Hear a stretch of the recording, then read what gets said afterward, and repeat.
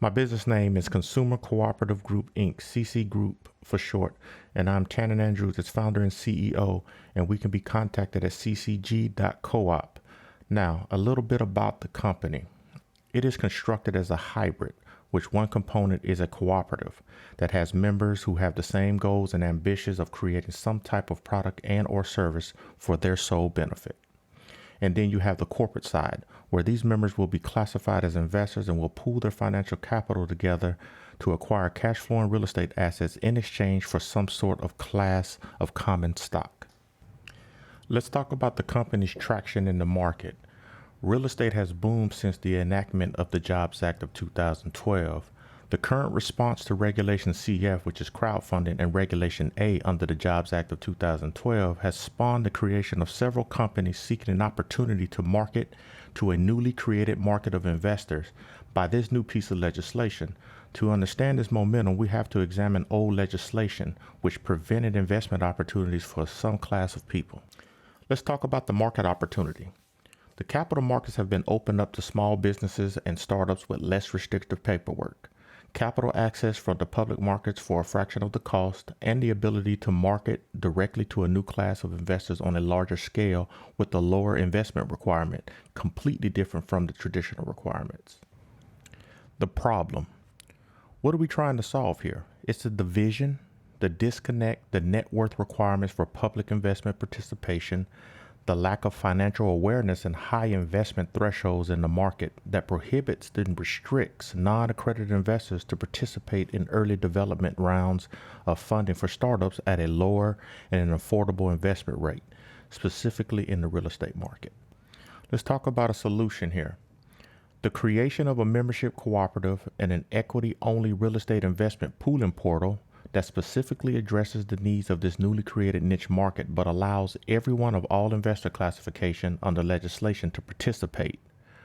REIPP, R-E-I-P-P, as it is called, allows for each of the members of the cooperative to pool their investment dollars at a predetermined amount in effort to acquire cash flowing apartment complex, of course, and other cash flowing assets, completely debt free, and place it into a business portfolio in exchange for Class A common stock. But is this solution better? Compared to other real estate investment opportunities, yes. But we have to address the fact that this is only an extension to an already outdated financial system. Now, everyone has an opportunity to invest at various financial levels into real estate, and the affordability component, the various tiers of investment options, and the ability for member investors to build a sizable equity position makes it an optimal choice for all investor types. Let's address the revenue and business model here. Since this is a cooperative, membership dues will be a source of income as well as cash flow from the real estate investments. The business model is specific about acquiring real estate assets for all cash and limiting any debt to no more than 12 months. Distribution will be controlled by the company, and the pooling portal will be integrated through the company's website over blockchain technology. Gross margins for the business will be drastically different from the normal because of the elimination of the long-term debt and acquisition costs of new real estate assets. Now, marketing and the growth strategy. Real estate is a multi-billion-dollar industry, whereas in 2017, 210,000 companies operating in the residential brokerage and management field generated $200 billion in revenue, and 35,000 companies in the commercial brokerage and management field generated $35 billion in revenue. Marketing growth strategy entails the mitigation of risk when dealing with the macroeconomics factors, change in demand, increased supply, and the changing in priorities or requirements for building management, which that means aging properties. Mainly eliminating the need to deal with the bank and its red tape, large down payments, and the hassle of dealing with the closing process personally is how this will appeal to the member investor base, and reaching out through social media platforms through the use of educational videos, breaking down the key elements in the process of investment culture that will be created within the company. The next 12 to 24 months, the company is looking for a membership base between 1,000 to 10,000 that would generate membership dues revenues between $120,000 to $1.2 million, along with the acquisition of 1,050,000, which is a 50-unit apartment complex with a 20-year history of financials, recording an income of $540,000 per year and expense recorded approximately about 30%, and an exit strategy by starting the process of a direct public offering filing on a major exchange where member investors will have an opportunity to leverage but not sell their shares to purchase cash flowing assets within their community and repeat the process with others. Let's talk about the team. The team consists of me, Tannen Andrews, founder and CEO, and I currently have over 25 years experience in the real estate investment and logistics operations area. And I've implemented this business plan to help people readopt the cooperative values of pooling their financial resources to purchase products and services for their and community benefit without the dependency of corporate and governmental entities. To expand on the team, I will be hiring other professionals such as securities attorneys, transfer agents, brokerage firms, CPAs, web designers, blockchain developers, marketing teams, and video production teams, and others as the need arises. Now on this slide here, this is the financial snapshot of Performa for the next 3 years here. Now, if you notice, this is each one of them is going to be based on 1,000 members, 10,000, and 100,000 members being, created over the next 3 years.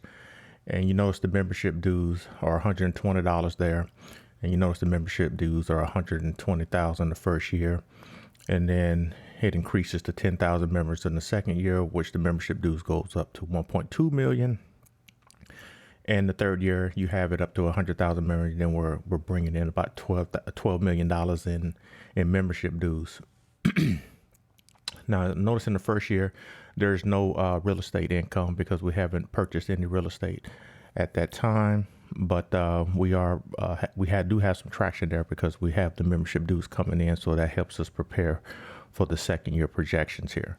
Now, if we go over to the second projections, you can see that we did an acquisition of 50 units, 50-unit apartment complex, was at $1,050,000, which produced about $540,000 in income for the business.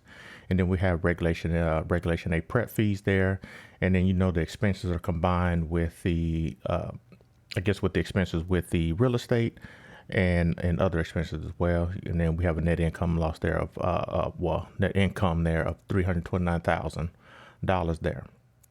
Now, if you notice that in the projection year of the third year, we have acquisition of 257 units, which is 5.5, and real estate income of 2.775600 in rental income. And then we have membership dues again, like I said, of 12 million.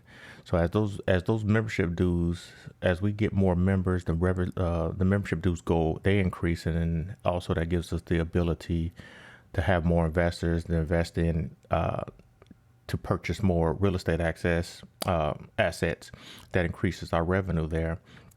So our expense count is 1.4, and now we have a net income of 7,800,000.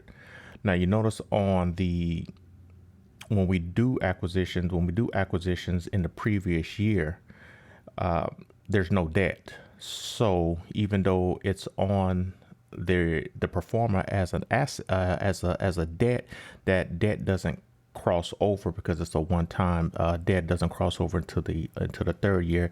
It becomes a fixed assets. And I didn't attach the balance sheets and all the other sheets on there, but this just gives you an idea of the financial projection that we have over the course of the next 3 years. Okay, let's address competition. Okay, in this category, we have national banks. In our case, we don't have to deal with them because we don't have to qualify or receive any loans from any banks, because that is the institution that we are trying to not deal with. And then we move over into venture capitalist firms, angel investors. And then we have other companies that were created by the Jobs Act legislation who they are using to get access to this niche market, but they're still imposing very high investment minimums, which is still squeezing out these new investors out of the real estate investment opportunity because of the high entry level cost to invest. They're more like they're catering. They're still catering to the accredited investors, and they're still neglecting this niche market. And they're still using traditional protocols whilst under a different regulation for an exemption. Now, the investment request, let's look at this here for a second. The capital amount is broken up into multiple stages. The first capital raise is for a minimum of $107,000, which will be used to form the infrastructure, hire a regulatory team that will consist of securities attorneys who will start the regulatory filing so the company can move into the next phase of funding. So all shares issued will become free trading when the market is developed. Transfer agents, CPA, web developers to finish the foundational website infrastructure. The second stage will request $1,070,000 to start the acquisition stage for real estate assets, so preparations can be made to transition into the Regulation A filing that will move us into the final stage of being qualified to raise up to $50 million every 12 months for real estate acquisitions until the valuation meets or exceeds the requirements to be listed on an actual trading exchange.